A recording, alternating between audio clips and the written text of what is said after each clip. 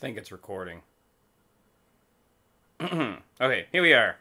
Hello, Internet, and welcome to the first ever episode of the Radrey Podcast, an autobiographical show about me, where I talk about my life, I talk about pop culture, what's basically going on the Internet, or basically whatever it is I can't really talk about for Why Come Japan. Why Come Japan's more of a show just for guests and why they came here.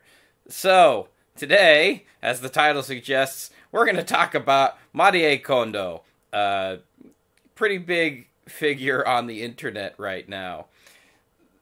If anybody's been following the internet, and if you haven't, what are you doing with your life? I mean, it's January, for fuck's sake. Usually during January, it's usually a time when, you're cooped up at home and you got nothing to do, right? And so... And usually around this time, January, it's such a shitty time to be alive. It really is. It's the worst. January is always the worst. It's cold. I mean, if you live in the northern hemisphere, yes, it's cold. Most people die. The movies suck. And I guess you have things like Netflix, which, require you just to stay inside your house. And you don't have to leave, right? That's why Netflix has kind of cornered the market with making movies like Bird Box and famous Netflix TV shows like Making a Murderer or Black Mirror, and everybody sees it, right? Because everybody stays cooped up in their house because either A, they need to clean up their house, or they need to get their life in order, right? So what better than a time to drop this Netflix TV show, Tidying Up with Marie Kondo? I've actually heard about Marie before the show actually was, before it was going to come out. I heard about her book through, actually, Tikio Sam, of all people.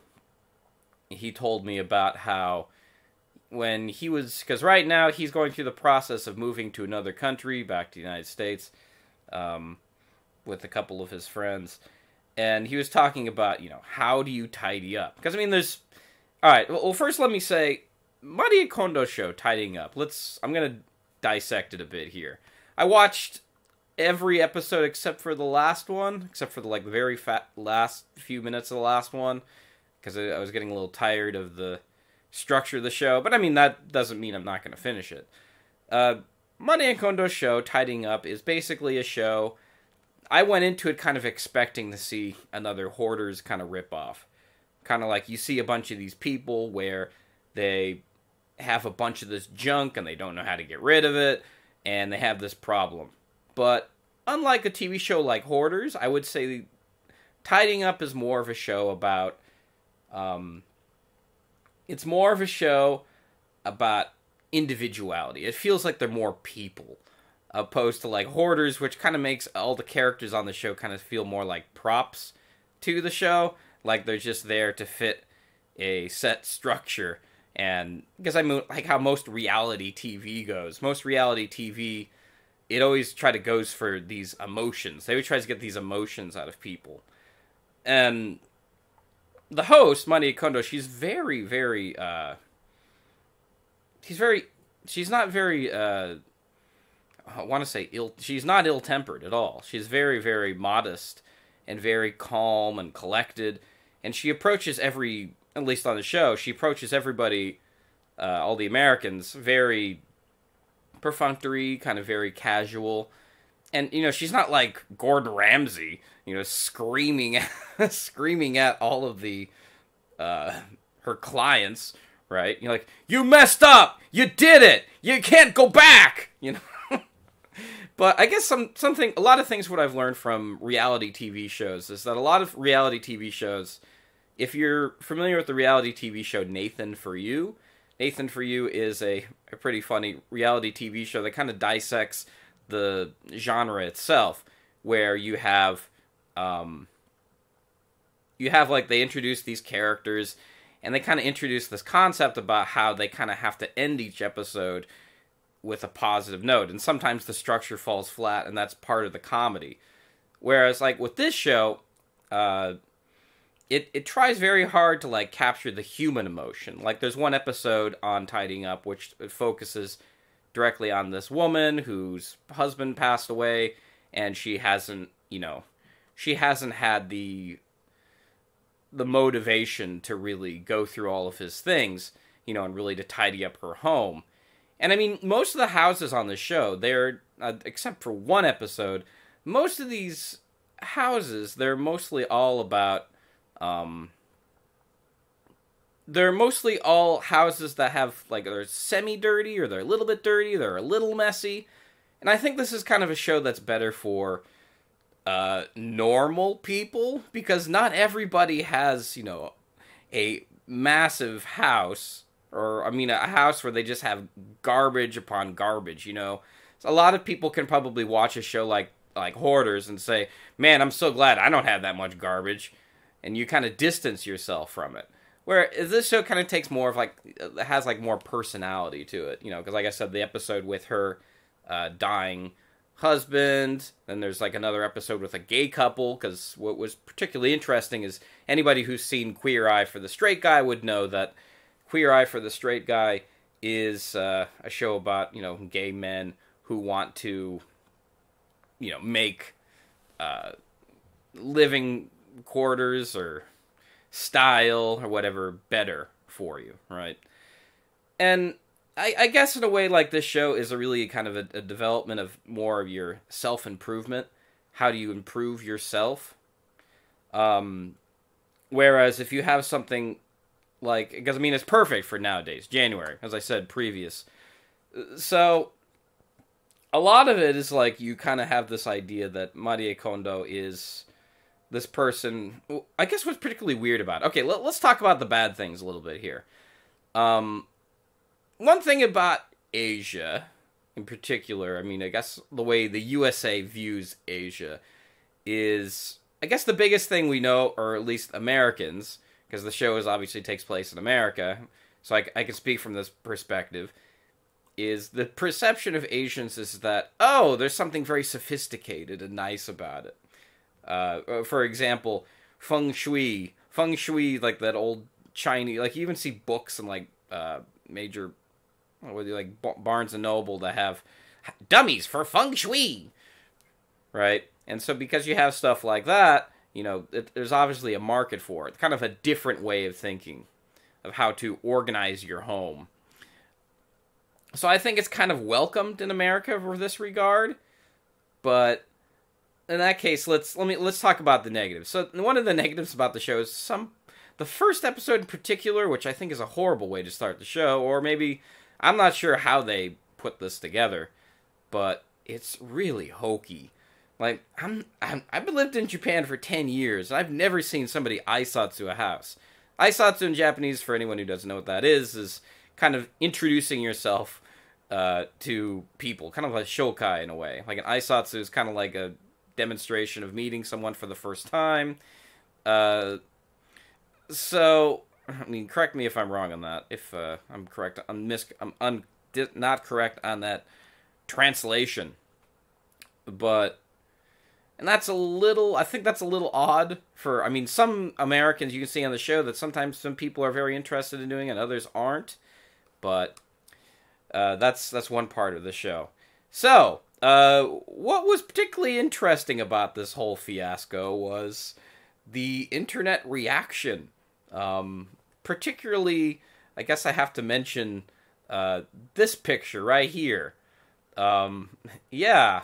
Maybe this was a meme created by, let's see, as you can see on the title, a person named Jennifer Wright, who's blue checkmarked. I can't wait for the day until I get my own blue checkmark, which is somebody screenshotted this, and this is the image that went viral. It says Marie Kondo on books. Ideally, keep less than 30 books. And this is what started it all, which is a now deleted post. But remember, the internet is forever, so be careful what you do here, because it can be a rough place. It really can, particularly if you don't know what you're doing. Well, if you're a small guy like me, where you don't really have that many followers, I think it's okay. Nobody's gonna really abuse you until you start getting some real numbers. For right now, I mean, I'm okay. So, anyway, back to what I was talking about. Marie Kondo, Kondo, I guess I'm doing the American pronunciation. Marie Kondo on books, so this kind of made a lot of waves on the internet. And I read a couple of articles regarding this. I think what I found, let me start with what I found first. I started to find all these really mean tweets that really started from the show. So, I mean, obviously it's a show that's made some impression on some people. And personally, I think the whole idea of looking at something and asking yourself if it sparks joy is a little hokey, but what are you going to do? I mean, I guess it is a good philosophy. I mean, when I go through my room and I try to look through my stuff, I look through it and I ask myself, how much does this have value to me? You know, how valuable is it to me? Like these clothes, how badly do I need this shirt? Or these books, how badly do I need these books? Anyway, let's talk about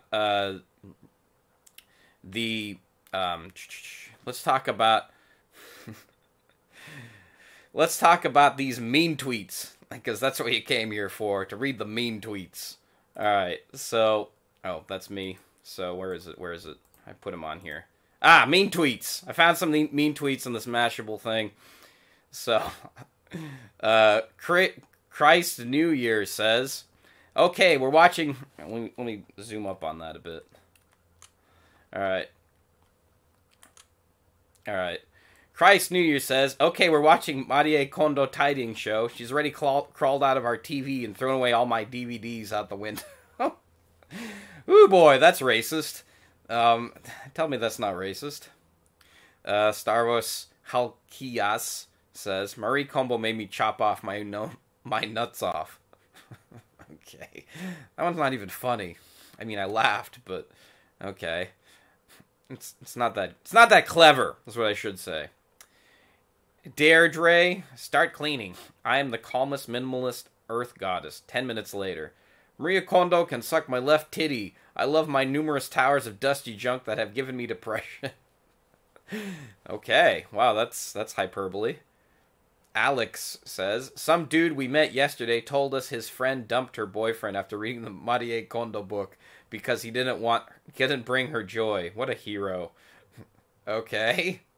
Wow, that's salty. I wonder if that's actually true. You know, what is interesting, I will say this, because Marie Kondo, you magnificent bastard, I read your book! I hope somebody gets that reference. I did read her book. I read her book, and in the book, there is a segment where she talks about how, when she's been teaching some of the classes that she teaches on tidying, she's had clients who have gotten divorces or broken up with her boyfriend or girlfriend. And I'm sitting there reading thinking, like, I wouldn't be boasting about this. Anyway, let's continue. Wanpa, also certified. You do not spark joy. Powerful kick sends Link into space. Marie Kondo thanks you before ejecting you from the platform in Smash. Okay. That's kind of cute, I guess.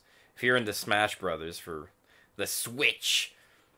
Morgan Sung, Marie Kondo is holding me hostage until I fold my clothes piled on my designated clothes holding chair.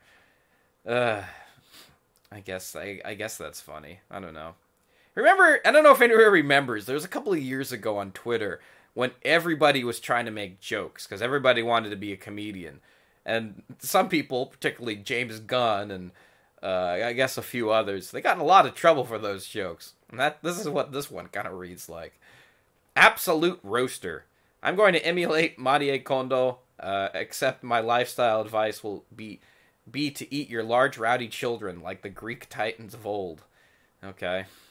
I guess that's clever. Matre Smith. Marie Kondo just pointed a gun at me and told me to give her one reason as to why I need 2 crock pots. I don't know how she even got in my apartment. That'd be actually pretty funny. Because she's such a petite woman, having somebody like that. It's a little out of her character to be pointing a gun at you. I mean, she's not Gordon Ramsay, man. Alright, let's see here. Bridger Vinegar, Marty Kondo is holding me at knife point, demanding that I throw my husband's ashes. Yeah, I guess so. I guess that's funny. I'm guessing most of these are done for humor. I don't think any of these are actually serious. Or maybe there is like some kind of subconscious feeling of like, wanting to get rid of all your stuff. But, I mean, this is a book or media about tidying, and, it's just self-help, really.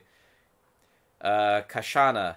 After a heated discussion with Marie Kondo, I've decided to throw myself in the trash. Oh, yeah, I saw that meme. There's a cartoon meme of, like, people throwing themselves in the trash. That's the funny thing. Sometimes pictures work a lot better than words do. Kate Arnoff, eco-socialist, Marty Kondo. Hold up the fossil fuel industry and see if it sparks joys. Millennials, it does not. Eco-socialist Marie Kondo. Nationalize and rapidly liquidate its business model. Wow, that's kind of dark. Alright. Stephen Dowling at Netflix. Send Marie Kondo to Hill House, you cowards. Good show, by the way. She's not draconian, man. I don't think she's like, you're kind of painting her to be this person who's like a horrible person.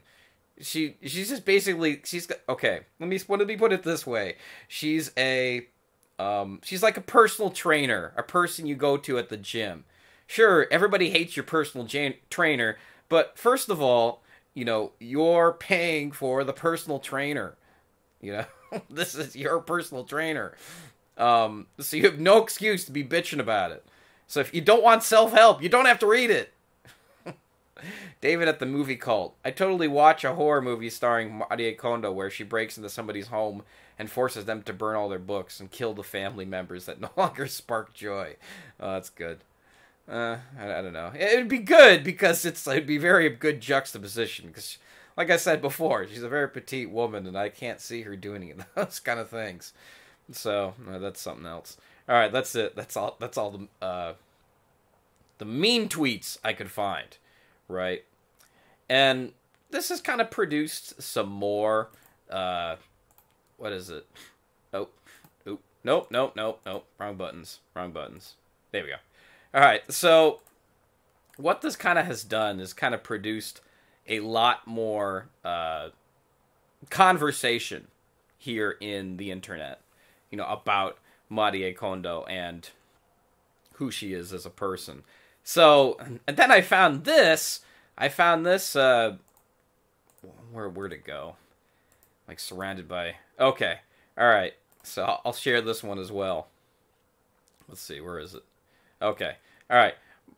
Marie Kondo's haters are low-key starting to get racist. And I read this the other day. One of my friends shared it on Facebook. And here's that image again. And he was basically, I mean, this reads like satire. Here, I'll just read some of these tweets here. And go away. So much advertising.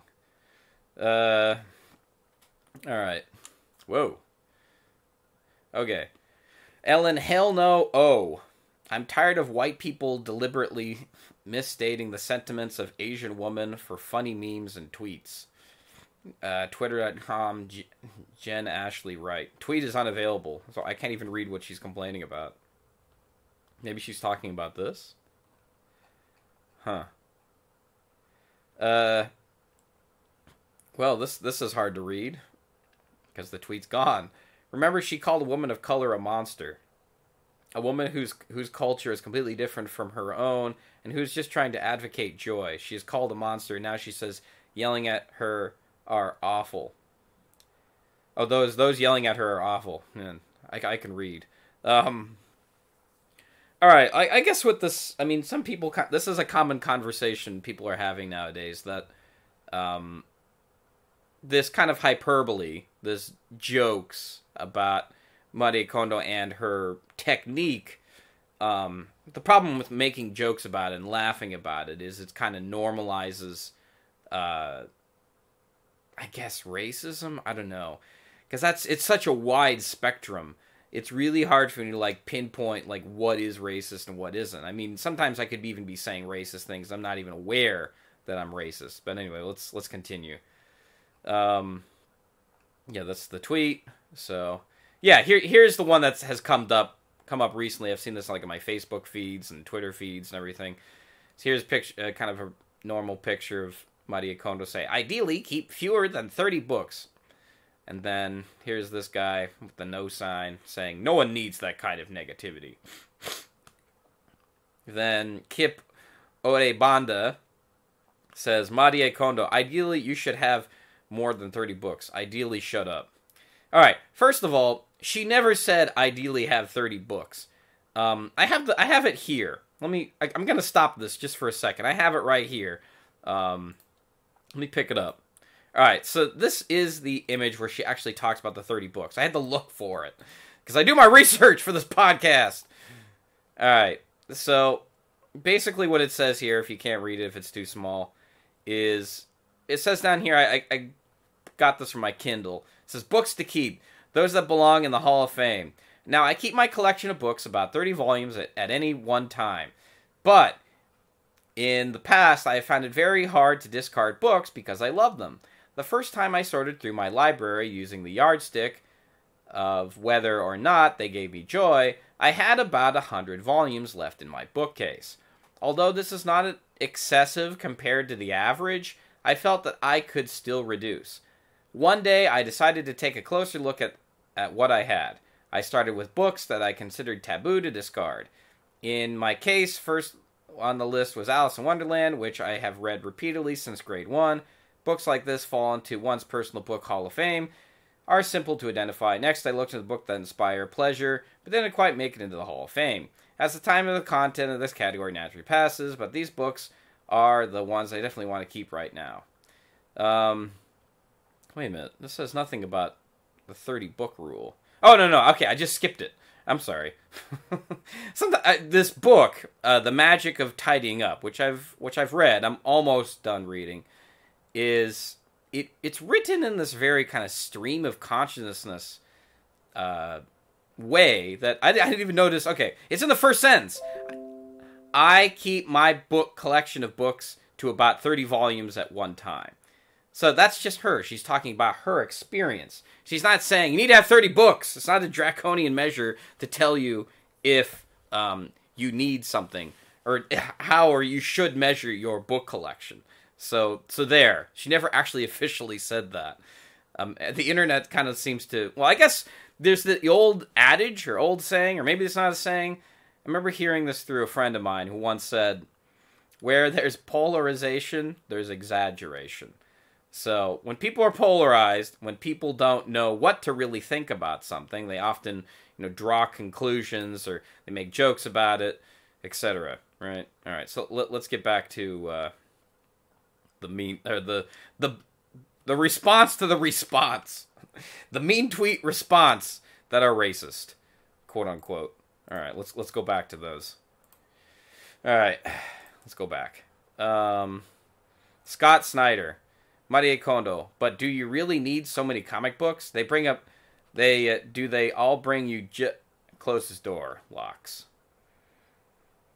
Paula Guerrera, I hate Marie Kondo because nobody watched it. I guarantee he didn't watch it. He just kind of trying to follow the trend. Like majority of a lot of these people who find or they learn about something, they often, I do this myself, so I can say this, or at least this is how I would react. Is sometimes you hear about things in the discourse, and you kind of want to react to it because you throw your hat in the mix. So because you want to throw your hat in the mix, sometimes you kind of just follow what the other people are following, kind of the bandwagon effect, in a lot of degree. All right, so Bunny T33H or 33rd. I don't know who this Marie Kondo gal is, but she can suck my ass. Catch me at... Oh boy. Okay, hold on. Girlfriend's bothering me. Let me go tell her I'm doing a live stream. I'm doing a live show! Mom! I'm doing a live show! Alright.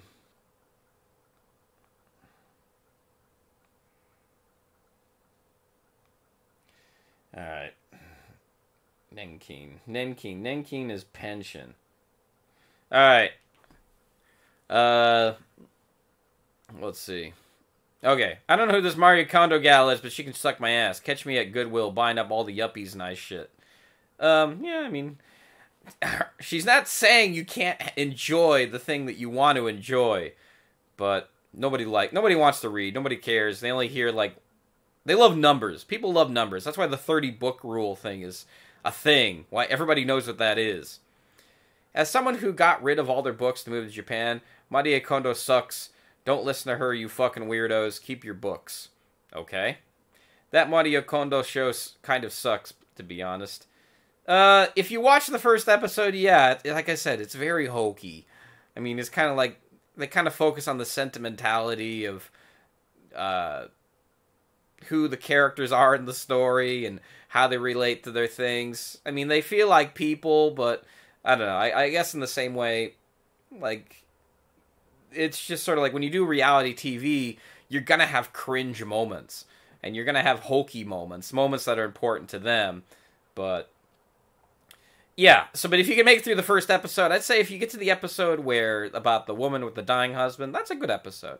It's sentimental, but yeah, it's cute. You know?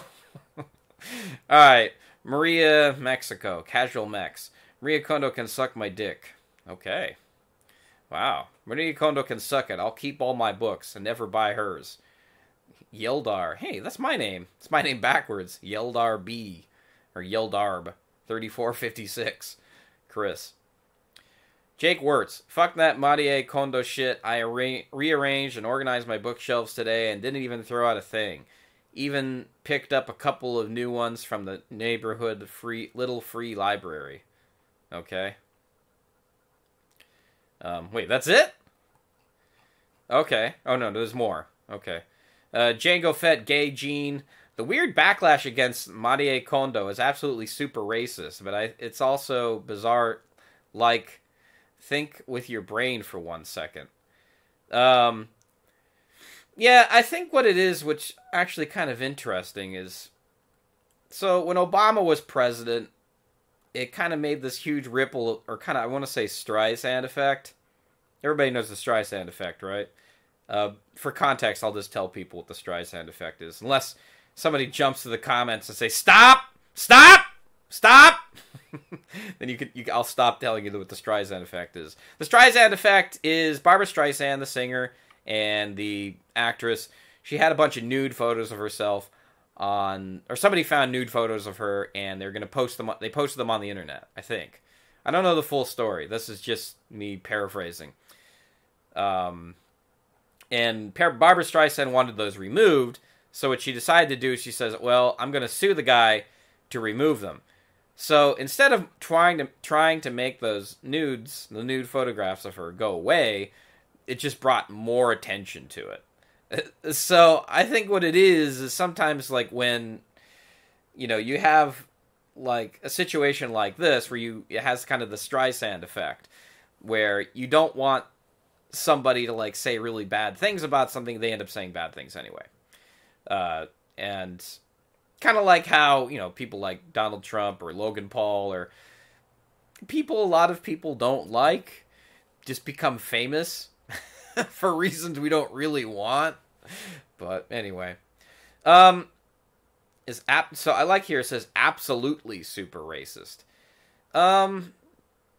I don't know how it's super racist, but one thing I do find interesting is people's attachment to books. Like I was saying sometimes when you get in like these train of thoughts, it's hard to like put two and two thoughts together. So what was interesting during the Obama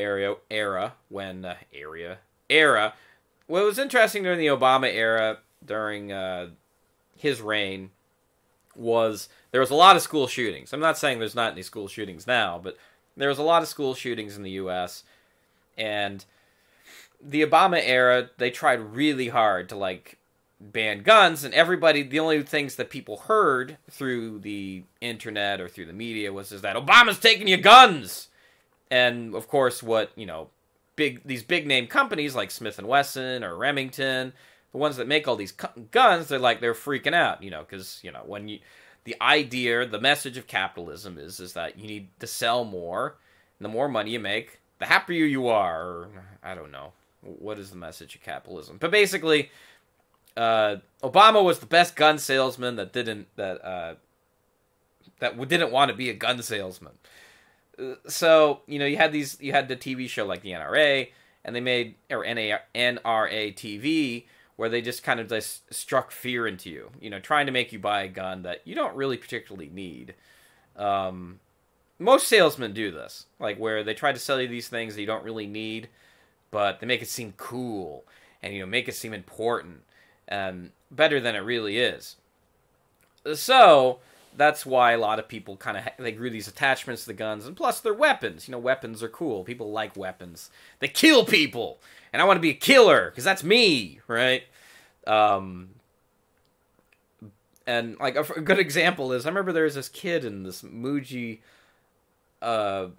department store I went to here in Japan, and this kid was screaming. He was screaming at the top of his lungs, and I'm like, why is this kid screaming? And I go over there and I look at him, and he's holding a sword. And as soon as his mom takes away the sword, he stops screaming. So that's the way people feel about weapons. They like weapons, and they like to have them. They like to control them. So, that being in mind, having a weapon just for the sake of being able to scream and say that you have a weapon, cool, right? It's the same thing with books. People kind of have these growing attachment with books, because books... a former guest on the Why Come Japan show, Justin Isis, author, he was often telling me about, digital versus print books. The thing about 3D books is 3D books have more of, you have to touch it. You kind of feels more real. It's like kind of like today, like we get emails every day, right? But we don't always check all of them. Or maybe you do, or I'm not sure how you are. But usually, I never check all of them. But usually, whenever I get a physical letter, I'm like, hey, cool, a physical letter, right? So when you get the physical letter, it's always, you get this kind of more, you have more of a connection to it. Kind of like a more emotional connection. Maybe the same way you have with gun or something, if you really like guns. So I kind of feel like that's the kind of emotional connection a lot of people have with their books. But that being said, there are people who love to collect books. My father is one of them in particular. But anyway, so I kind of went on a tirade a little bit there. So let's get back into these tweets. Bridget on words. There are think pieces all over the place, including the Washington Post, all of which can be summarized as, I'm intellectually superior to the mean Asian lady because I have more books than her. All kinds of authors and various assorted Becky's tweeting hate for Kondo also. I have that Washington Post article, which I think is very well written, but I don't know where you get this impression that it's intellectually superior. I think he makes a good argument. We'll get to that in a minute. I'll read that. Steph, right on Steph. I'm not here for the Marie Kondo hate. Her book helped me get through my hoarding tendencies, which is definitely genetic, under control, and it made my anxiety better. She's not saying to get rid of all your books. She's saying make sure they are worth owning. Flowery Disaster. All this hate in Marie Kondo is going to get on my nerves. It's not like she's personally coming into your home to throw away all your books. Besides, you don't have to own books in order to read them. That's what libraries are for. I know because I work for one. And then there's a meme of Arthur walking down the street with his bunny friend and his sister, and it says, having fun isn't hard, but when you got a library card. Okay. Final Dan. The more people hate on Marie Kondo, the more I want to buy her books, because I haven't seen more spiteful and uselessly bitter people than those writing, this is what's wrong, think pieces about her. Hey, I don't know. If I were Marie Kondo, I'd be totally enjoying this, but I don't know. I wonder what she really thinks about all this. Or maybe she doesn't read any of it. Because I think the thing is with, like, people on the internet, especially people like me, you have to read all these comments. Especially if I blew up like this, I'd probably be reading all of them. But I think a person like Marie Kondo, I'm sure she has like a PR person handling all this, so she doesn't have to read any of it. But I don't know. Who knows? I guess I think to a certain degree, like people I've met who have interviewed on Why Come Japan, they've often told me that it gets to the point where they can't even read the comments anymore. There's just too many of them. And going through them is just going to, take a toll on their mental health. Nathan. What the hell is Nathan C. Leon? I should say what his name is. What the hell is with the hate on the Marie Kondo? She's not trying to throw out your books away. She just wants you to be happy at peace with your belongings. Y'all need to chill. Take a break. Look at her cute little baby with the chubby cheeks. Alright. This is so weird. Being on the internet's odd. It's very strange. It's just sort of like people are screaming, and then people try to scream back, but then nobody can hear each other. Like, okay, no, that's a bad analogy. Like, they're screaming, and the people can hear it, and then there's like a 20-second, or like, not a 20-second, like a 30-hour delay, and then, and then the delay comes back, and then maybe the people hear it, or maybe they don't. Alright, Kudomon. People who hate on Marie Kondo just like to admit you're a materialistic racist who thinks having books gives you a personality. Well, that's an interesting statement. Materialistic racist. Okay. Alright. People like to really jump on labels. They really do. And everybody likes to fight. Man, it's like the internet just became a fighting ground. I blame Donald Trump, really. Nat KG. Anyone who wants to hate on Marie Kondo has got to go through me, because first, you keyboard warrior racist bitches, I'll light all your books on fire. Sorry, I read this wrong. Sometimes you have to get the cadence and the nuance down of these tweets. Anyone who wants to hate on Marie Kondo has to go through me first, you keyboard racist bitches. I'll light all your books on fire. Alright. Somebody's tough, I guess. I mean, that's the thing about the internet, is everybody thinks they're tough. I mean, do I ever... I feel bad. Like, do I act like this on the internet? I feel like I need to step back and just, not pretend I'm greater than I actually am. Jesse Chilton Panic. They/them. Orc Shapeshifter. FYI, that Guardian think piece on Marie Kondo, which I also have, which we'll get to, which again completely misunderstands the KonMari method and thinks that it means only to keep happy books is also racist. The book calls Marie's practice of waking books up part of a Shinto animism. Woo-woo! Fairy tale nonsense! I mean, there is some kind of degree to Shinto animism that's kind of interesting, because that kind of a Japanese philosophy of Shintoism is that there's kind of like, there's a spirit in everything. So like, in this mouse, there's a spirit in this.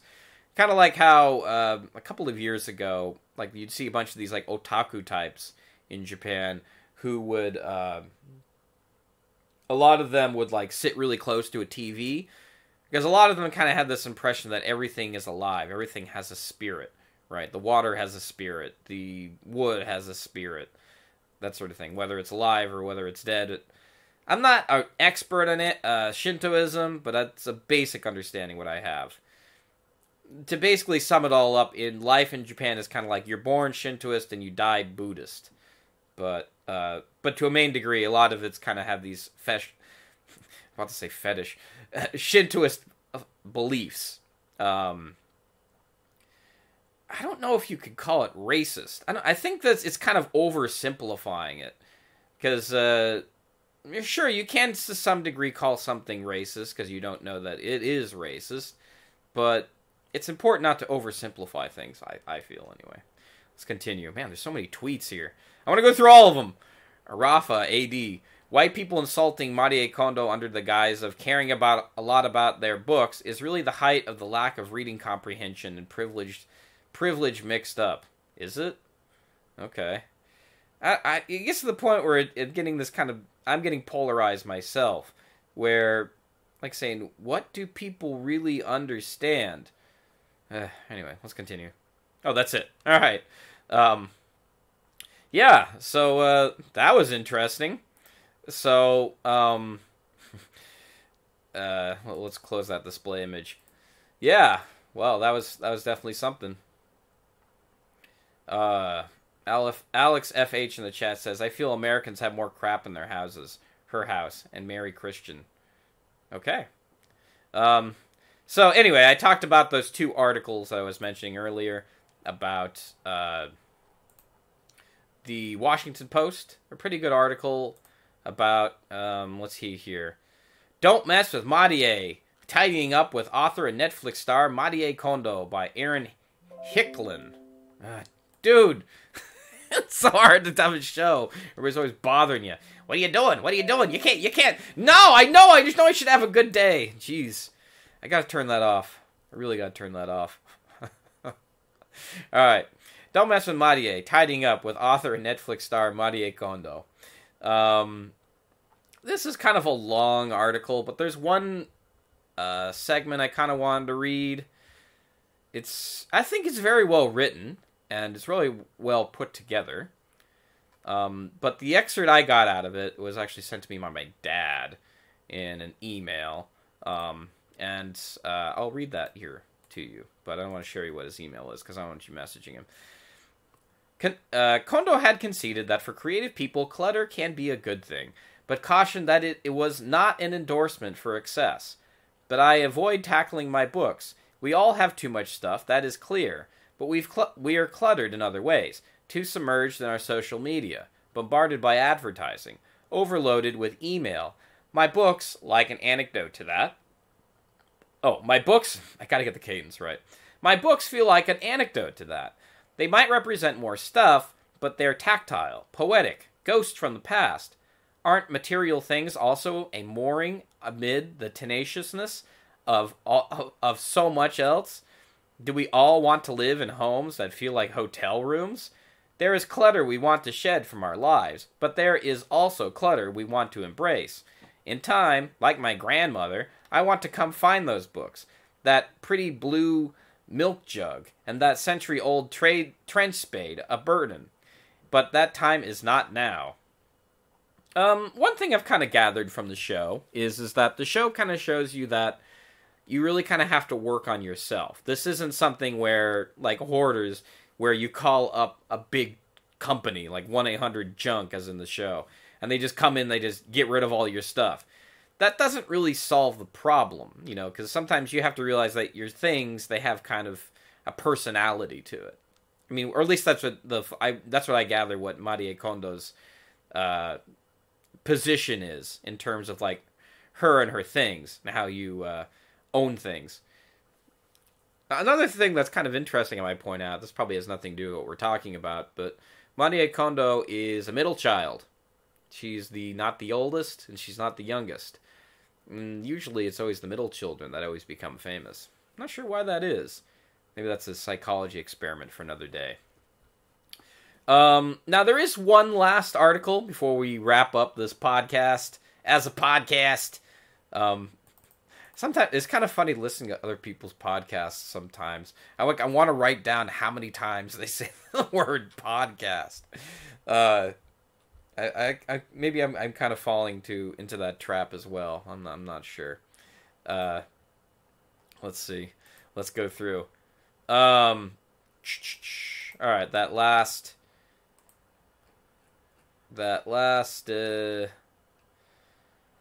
Okay, so the last one we have here is keep your tidy spark joy hands off my book piles. Marie Kondo. It's by the Washington Post, which I think is a very good article. Ron Charles made this quote, or I'll first read the quote that says, "Take every single book into your hands and see if it sparks joy for you." Marie Kondo. Ron Charles says, "I have a house full of books, thousands of books. To take every single book into my hands and to test it for sparkiness would take years." Ron Charles. All right. Okay, so let me share this with you. All right. There's me. Uh-oh. I just shared that. Oh, yeah, one more tweet. This guy, I always see him retweeted all the time. Sam Skikes. "I can't believe Marie Kondo said to destroy all books, and then broke into people's houses and individually and made them eat all their books. And then when they tried to protest, she said, 'Don't talk with your mouth full of books, book mouth,' and all kinds of kids laughed at them." Obviously, hyperbole and a joke, but this guy's mouth bothers me. It really does. Sam Skikes. He's always retweeted. People like what he has to say, because they like his sarcastic sense of humor. Anyway, that Washington Post article, which I think is the best well-written article about it, that is kind of critical of her philosophy, but I feel like a lot of these people who are writing these articles, they don't have any real perspective on, or they're kind of missing the point of the show. Anyway, let's dive in. Keep your tidy spark hand joys off my book piles, Marie Kondo, as I said previously. By Ron Childs, critic, Book World, January 10th. Marie Kondo is back, and this time it's personal. With the life-changing magic of tidying up, the anti-clutter guru persuaded millions of people to clean out their closet. This month, she's taken on the KonMari method to television with the Netflix show called Tidying Up with the Marie Kondo, and suddenly people have noticed the dark side of Kondo's war on stuff. She hates books. Not true. I don't know. I think that's what the internet is really manufactured. I don't where people are getting this from. I mean, trust me, I've looked for, I looked through most of her books. I searched through the entire thing, sections on books. I could not find anything about, stuff about saying how she hated books. There are things where she says it's all about decluttering, really, and feeling what it is and keeping what's important for you. Anyway, let's continue. All books. That first edition of Catcher in the Rye. That poetry collection your husband gave you before he was shipped off to Iraq. The Bible that's been in your family since 1784. To co-sign, let's zoom in on this. Consign them all to the flames and breathe in those sparks of joy. Wow, that's hyperbole. Kondo may not have gone that far. Yeah. Anyway, I guess you got to sell an article. You got to be bombastic. You got to get them attention. You got to get them clicks. You got to get them people riled up. You got to get them angry. But you wouldn't know what it is from the response on social media, where defenders of books have pushed hard against Kondo and her self-tidying message. Do not listen to Marie Kondo and her KonMari method in relation to books. Fill your apartment and world with them, tweeted novelist Anakana Schofield. Anakana Schofield. I can't do names. The woman is very misguided about books. Every human needs a very extensive library, not clean, boring shelves. Man, they really went hard on her for the books. I'm not sure what's interesting is that I've always known book lovers. I used to work at a bookstore called The Bookman, and I still know the people who work there, and I'm really well connected through Facebook. But I've never seen this much discourse about book loving and how books are so important to people. I mean, like I said previous, I mean, I'm a book lover. I love books. I got a shit ton of books that I need to get rid of, but I've never seen this much love for books. I mean, for pieces of paper that kind of take up a lot of space.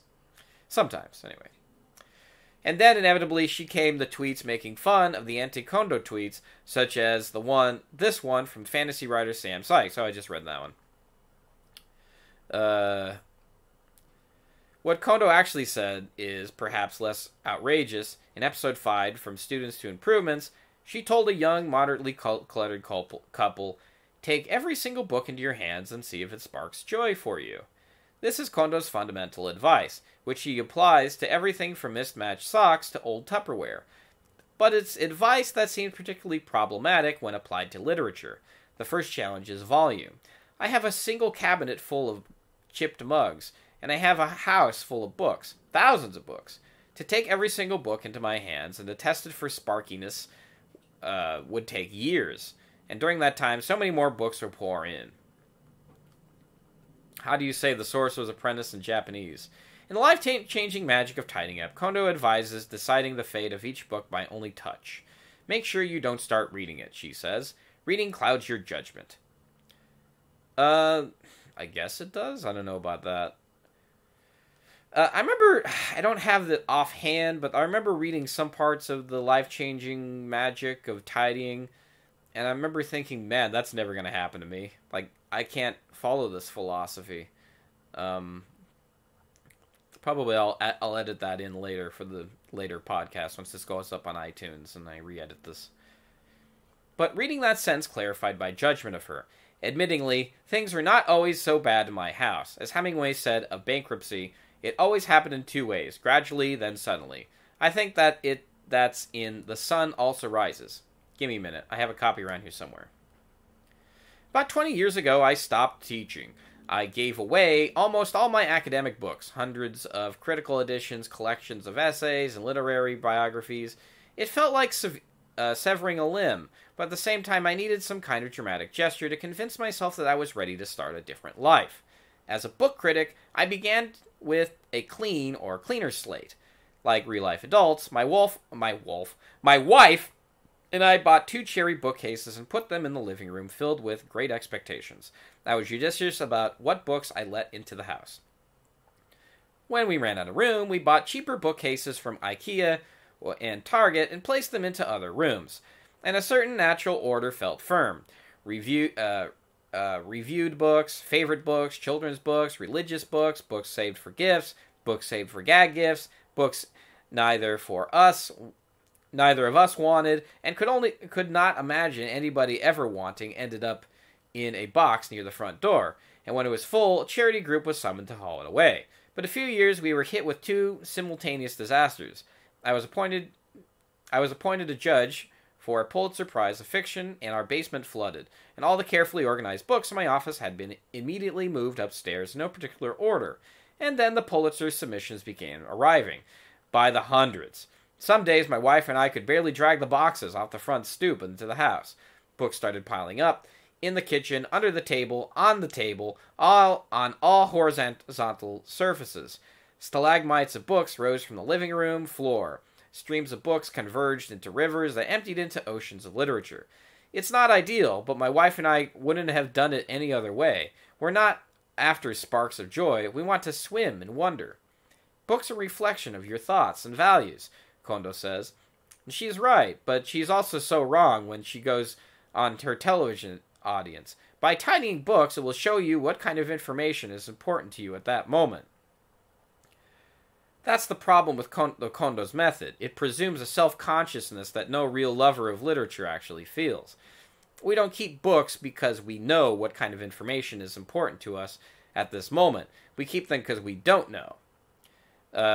So take your tidy magic hands off my piles, if you please.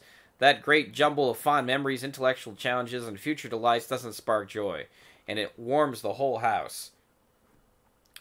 Alright. Okay, so I guess basically his argument is here, what I understand is, he doesn't like her method because it's kind of like a library. I guess I am a little conflicted by this. I guess supposedly it's okay to keep all these books. I don't think it should be necessary. I guess this guy's a book critic, so of course he can say something like this. You know, you need to have all these books in your house. Or you just get a bigger freaking house. I don't know. I mean, that's just his philosophy, what he feels. Man, I gotta turn that off. That is freaking annoying. Like, so-and-so commented on your status. You gotta go check it out. Facebook knows that you like that dopamine. Alright, hopefully next week we won't do that. Alright, and that is it. That thus concludes the first episode of the Radrey Podcast where we talk about Marie Kondo. I love this. I like, reading the news with you guys.